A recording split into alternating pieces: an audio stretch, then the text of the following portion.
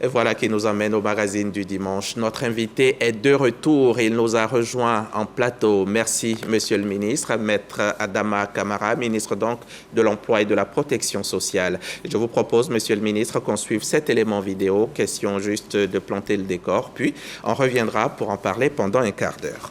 Merci, M. Yabi. Les États membres de la Conférence interafricaine de la prévoyance sociale veulent une meilleure couverture sociale des populations dans la zone CIPRES, forte de 17 pays. Le forum a surtout pris 3 grandes recommandations, parmi lesquelles on peut citer la nécessité d'améliorer la gouvernance de nos institutions, d'optimiser les investissements en faisant appel aux produits du marché en vue de permettre d'atteindre des taux de couverture importants. Et il a été souligné la nécessité de procéder à des revalorisations périodiques de leurs pensions. Ce 4e forum international sur la retraite a été l'occasion de sensibiliser les acteurs de la gouvernance sur leur rôle dans l'équilibre financier à long terme de la retraite. Le ministre de l'Emploi et de la Protection sociale, Maître Adama Camara, a marqué l'intérêt de l'État de Côte d'Ivoire sur le sujet au plus haut niveau. 243 participants à ce 4e forum international. Plusieurs ministres de la zone CIPRES ont rehaussé de leur présence ces assises. Merci à vous, Serge Coléa, et votre caméraman Ulrich Adongon. Monsieur le ministre, comment se portent nos institutions de prévoyance sociale? Écoutez, en Côte d'Ivoire, nous avons la chance d'avoir 3 institutions de prévoyance sociale. Une qui s'occupe spécifiquement de la couverture du risque maladie, qui est la Caisse d'assurance maladie universelle. Ce n'est pas celle qui nous amène sur le plateau. Et les 2 autres, c'est la SEGRAE. Elle s'occupe de la couverture du risque vieillesse des fonctionnaires et agents de l'État de Côte d'Ivoire. Et la CNPS pour le secteur privé formel et informel. Je peux vous assurer que toutes les 3 caisses financièrement se portent bien. Et elles se portent très bien. Très bien. Oui. D'accord. Donc les retraités peuvent dormir tranquilles. Oui, et les mots sont pesés et choisis. D'accord. Comment cette embellie a pu être possible, Monsieur le ministre, quand on sait qu'il n'y a pas très longtemps, ces entreprises-là, ces institutions connaissaient plutôt un déficit? Effectivement, déjà en 2011, toutes ces institutions, avant que le président de la République n'ait procédé aux réformes structurelles, étaient en situation de déficit chronique. Et avec les réformes opérées par le président de la République en 2012, ces institutions de prévoyance sociale ont renoué avec les excédents de gestion. Et pour que ces institutions renouent avec les excédents de gestion, il a fallu faire des réformes structurelles paramétriques. Et au nombre de ces réformes, vous avez la première qui a consisté à améliorer la gouvernance de ces institutions de prévoyance sociale afin qu'elles soient outillées pour pouvoir réaliser les excédents de gestion. La deuxième réforme paramétrique a consisté à allonger la durée de la retraite.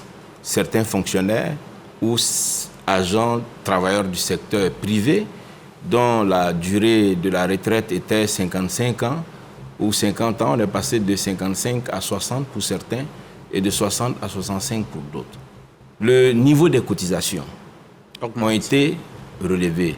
Et là, je profite pour saluer le patronat et les travailleurs. Il a fallu un dialogue social constructif pour que les centrales syndicales et le patronat acceptent que les montants des cotisations augmentent. Ensuite, un autre paramètre qui a été révisé, c'est la durée pour pouvoir être éligible, la durée de cotisation pour pouvoir être éligible au droit à la retraite. Ouais, toutes ces réformes-là, ce sont ces réformes mises ensemble qui ont permis à nos institutions de prévoyance sociale de connaître les excédents de trésorerie qu'elles connaissent.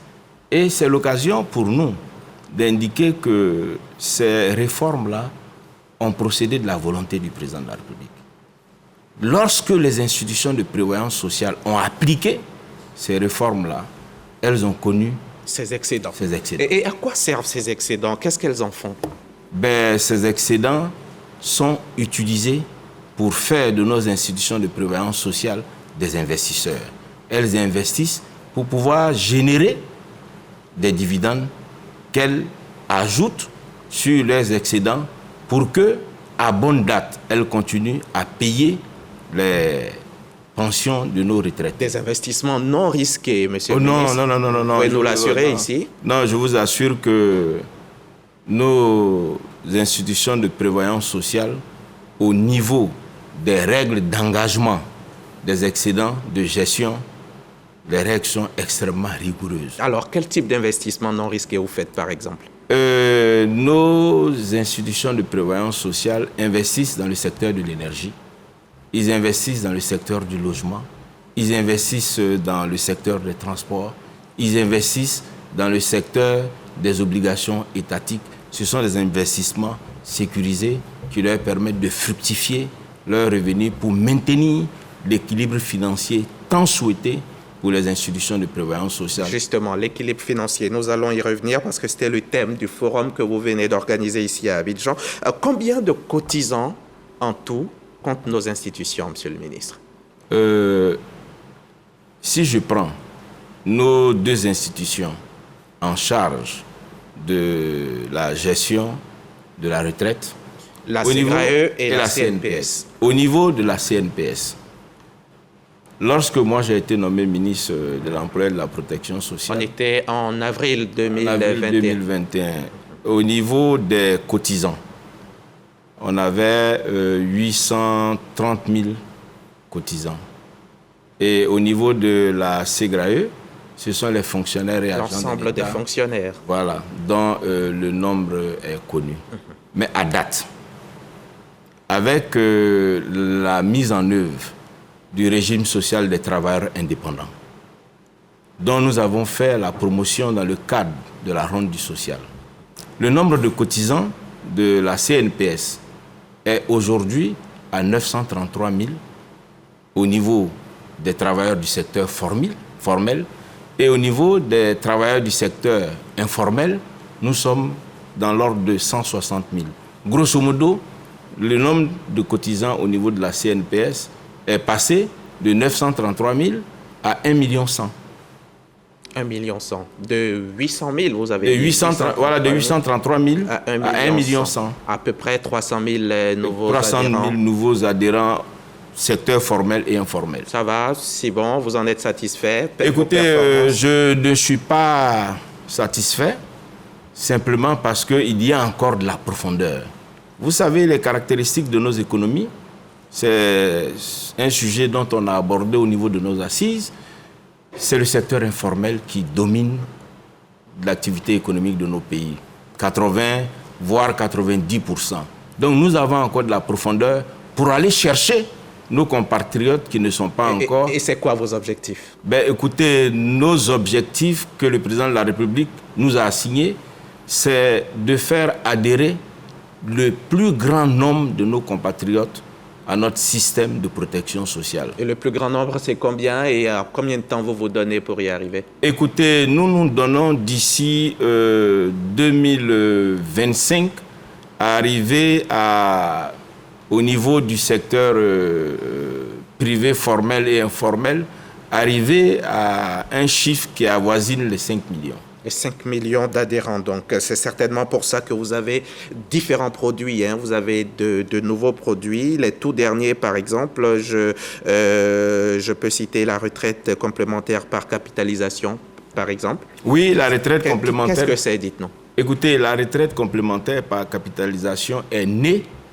de la capacité d'anticipation du président de la République en tenant compte du retour d'expérience de ce que le revenu de remplacement que nos braves travailleurs, fonctionnaires et agents de l'État recevaient ne leur permettait pas de maintenir leur niveau de vie qu'ils avaient quand ils étaient en activité. Et quand ils cotisaient? Quand ils cotisaient, ils avaient 50, 60, 70% du revenu de remplacement qu'ils avaient.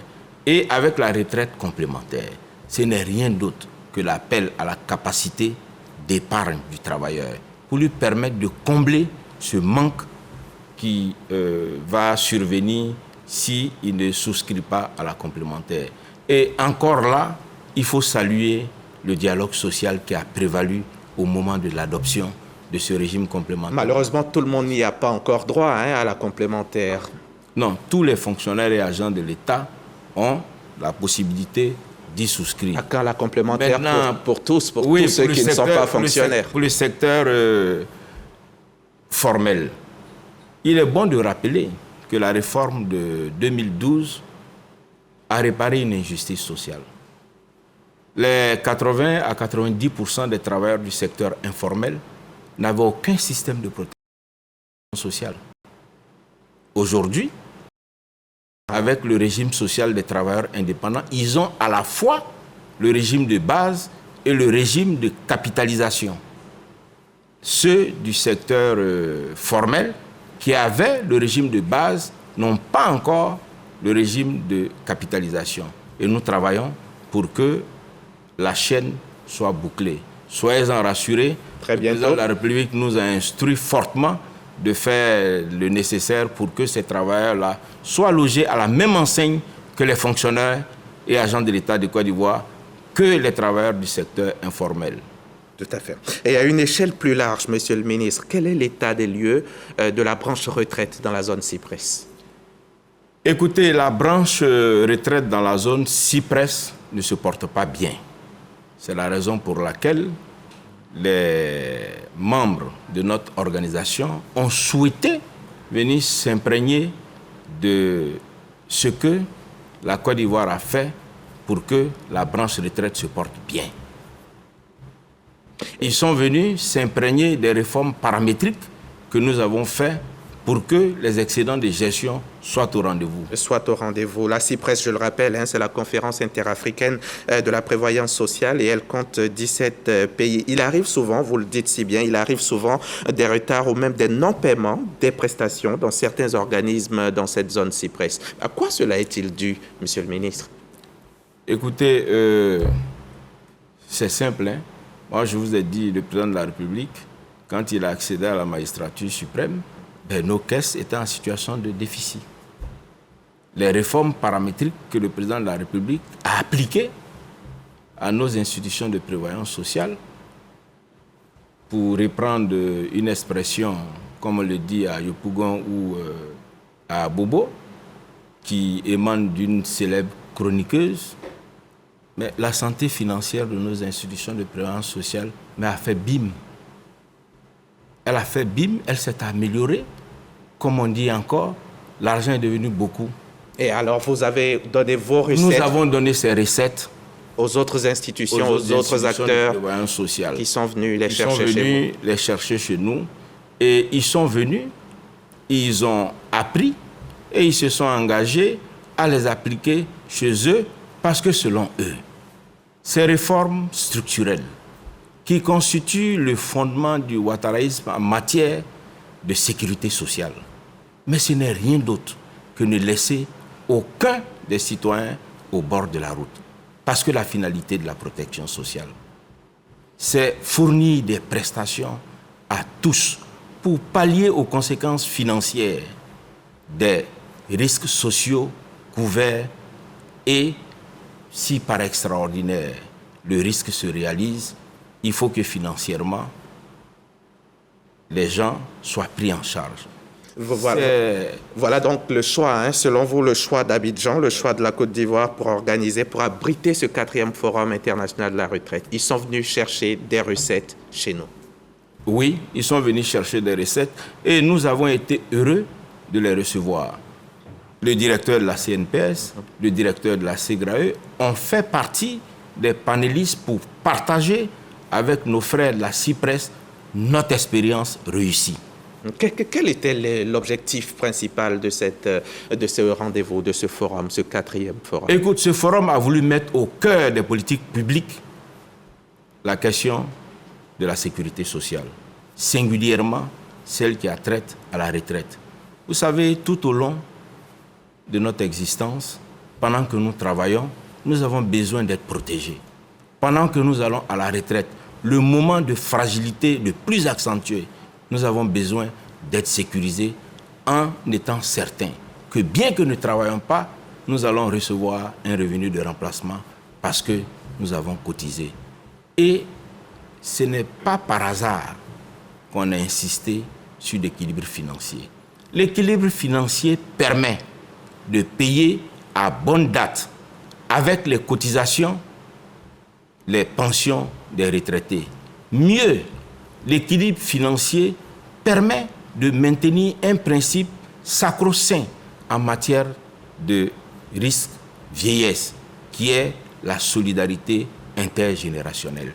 Il faut perpétuer cette solidarité intergénérationnelle en utilisant rationnellement les cotisations des actifs pour pouvoir payer les pensions des valeureux travailleurs qui sont allés à la retraite. Vous y êtes revenu, c'était cela donc le thème de ce 4e forum, Absolument. Équilibre financier de la branche retraite dans la zone Cyprès, gage d'une meilleure couverture sociale. Vous l'avez donc expliqué, il s'agit de pouvoir avoir les ressources et payer à bonne date les cotisations des adhérents. Quelles retombées pour la Côte d'Ivoire à l'issue donc de ce 4e forum? C'est simple. Là où les retombées essentielles de ce forum pour la Côte d'Ivoire, c'est que le ouattaraïsme en matière de sécurité sociale est une école qui gagne. Et n'est admis dans cette école que ceux qui veulent appliquer les règles de bonne gouvernance et de saine gestion des institutions de prévoyance sociale. C'est une fierté pour notre pays que d'être vu dans le cadre communautaire comme étant le meilleur élève. Vous savez, les meilleurs élèves sont choyés. Et notre pays doit avoir l'orgueil de dire que nous avons la chance d'avoir son Excellence le Président de la République, Alassane Ouattara, qui a métamorphosé notre système de protection sociale. De sorte que, aujourd'hui, nos retraités n'ont plus d'angoisse pour le futur. Nos gestionnaires des institutions de prévoyance sociale n'ont plus d'angoisse pour les fins du mois quant à faire face à leurs obligations. C'est la finalité, le bien-être. Et c'est un facteur de paix et de stabilité pour un pays. Et c'est ce que notre pays a exporté. Déjà, ouattaraïsme, qu'est-ce que c'est? C'est un courant, une philosophie? Ah, c'est une philosophie, c'est un humanisme en matière de protection sociale. D'accord.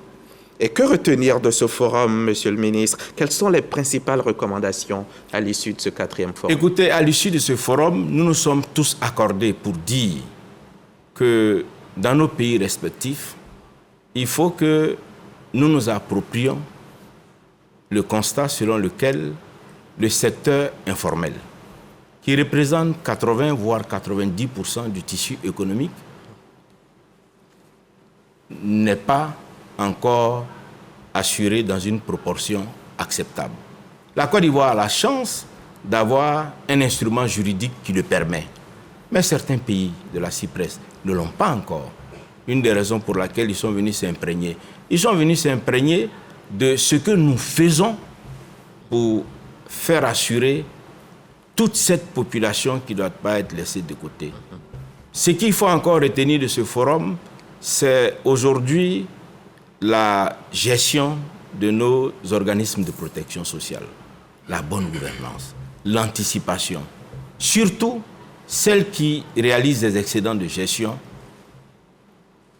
le placement de ces excédents de gestion pour pouvoir générer des dividendes à ajouter sur les cotisations est un métier.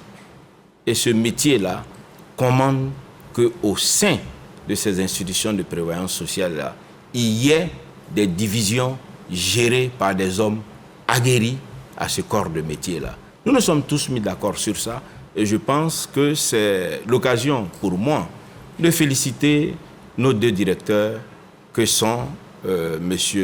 Berthet et M. Kouassi de la CNPS. Dans les enseignements du président de la République, ils ont fait l'instauration au sein de leurs institutions de prévoyance sociale, ces structures qui leur permettent de réaliser de bons résultats aujourd'hui. Et il a été aussi question de chercher à mobiliser d'autres ressources additionnelles pour stabiliser financièrement la branche. La Côte d'Ivoire est donc... Oui, il y a eu le débat. Certains avaient voulu qu'on ait recours à la fiscalité. Mais nous, on leur a dit que chez nous, en Côte d'Ivoire, nous n'avons pas eu recours à la fiscalité. Nous n'avons eu recours qu'aux cotisations qu'on a mobilisées suffisamment à partir des réformes paramétriques que nous avons effectuées. Et réinvestir. Et le bon placement de ces cotisations-là nous ont permis de générer des excédents de gestion ainsi que des dividendes dans le cadre des placements judicieux que nous avons fait pour le compte. Et c'est ce qui vous a réussi au point où en 2020, à l'avènement de la Covid, on n'a pas eu besoin, malgré la non-cotisation des adhérents, vous avez réussi à... Bien sûr, bien sûr. Il est bon de le rappeler, lors de la survenance de la Covid, à juste titre, nos retraités étaient angoissés parce que si nos institutions de prévoyance sociale n'avaient pas cette résilience face au choc extérieur, elles n'auraient pas permis, en dépit du fait que les entreprises aient été soulagées du paiement des cotisations sociales et les institutions de prévoyance sociale ont continué à payer les pensions de nos braves retraités. Oui, tout à fait. On s'en souvient bien. Quels peuvent être, Monsieur le ministre, les mécanismes de réforme, les mécanismes de réforme qui préservent ou garantissent une stabilité financière? Écoutez, dans le cas de la Côte d'Ivoire, comme je vous l'ai dit, au niveau de la gestion, le président a fait une réforme qui a conduit à une gestion tripartite. Les travailleurs, le patronat et l'État sont associés dans la gestion des institutions de prévoyance sociale. Chacun surveille l'autre. Tous sont cotisants. Et ensuite, en fonction de la structure démographique de notre pays, les études actuariales nous ont permis de comprendre qu'il fallait toucher à certains paramètres que je vous ai indiqués abondamment. On peut le dire, Monsieur le ministre, l'avenir est prometteur. Oui, en Côte d'Ivoire, l'avenir est prometteur. Le président nous a enseigné que quand l'argent travaille, on ne fait pas trop de bruit. Sachez que l'argent de nos deux institutions de prévoyance sociale travaille bien pour le bonheur de nos retraités. Merci. C'est moi qui vous remercie. Merci, Monsieur le ministre. Maître Adama Kamara, ministre de l'Emploi et de la Protection sociale, merci d'avoir pu effectuer le déplacement de la RTI pour nous instruire sur le monde de la prévoyance sociale et revenez nous voir quand vous le voulez. Avec plaisir. Bon retour chez vous. Merci. Merci à vous aussi, chers téléspectateurs. Ravi, comme toujours, de vous avoir présenté cette édition. À la semaine prochaine. Restez en place.